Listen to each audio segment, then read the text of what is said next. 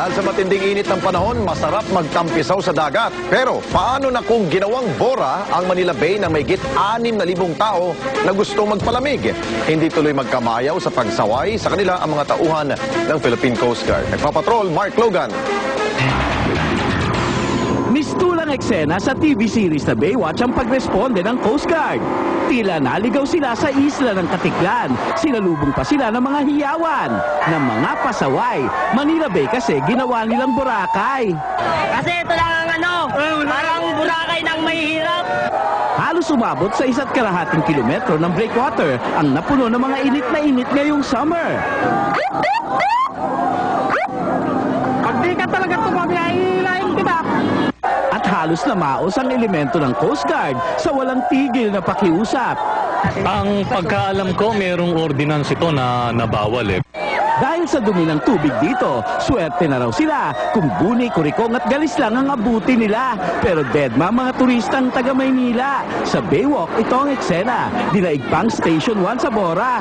Ito kasi ang panahon para mag-picnic nga naman ang buong pamilya. Kahit sa tabi ng get-together nila ay may dagat ng basura. Itong si Mrs. nagtatampo pa ata. Kanina pa kasi niya niyayaya si Mr. na mag-banana boat ride sila. Naku day, walang banana boat dito. Balat ng saging marami.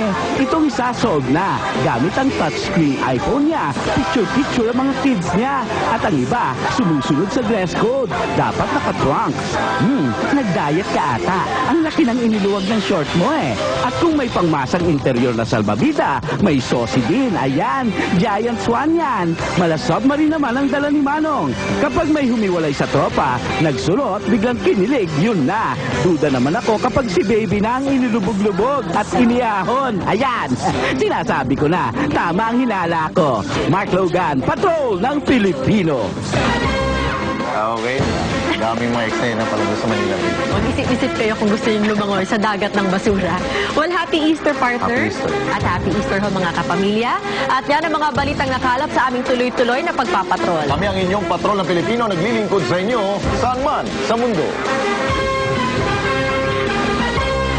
Ang susunod na programa ay